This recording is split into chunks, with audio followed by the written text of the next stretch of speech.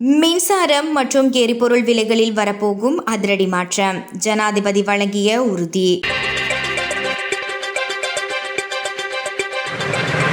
செலவுகளை முழுமையாக ஈடு செய்யும் விலை நிர்ணய முறைமை மீண்டும் அமல்படுத்த அரசாங்கம் நடவடிக்கை எடுத்து வருவதாக ஜனாதிபதி அனுரகுமார திசாநாயக்க சர்வதேச நாணய நிதியத்திற்கு உறுதியளித்துள்ளார். சர்வதேச நாணய நிதியத்தின் விரிவுபடுத்தப்பட்ட நிதி வசதிக்கான 5வது மற்றும் 6வது மீளாய்வுகள் நிறைவடைந்ததை தொடர்ந்து இலங்கைக்கு 695 மில்லியன் அமெரிக்க டாலர் நிதியுதவி கிடைத்துள்ளது.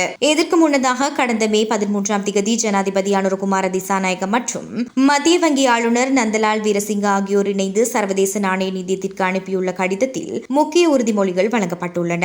அதில் மின்சாரம் மற்றும் எரிபொருளுக்கான செலவுகளை முழுமையாக ஈடு செய்யும் விலை நிர்ணய முறைமை மீண்டும் நடைமுறைப்படுத்த நடவடிக்கை எடுக்கப்பட்டு வருவதாக தெரிவிக்கப்பட்டுள்ளது.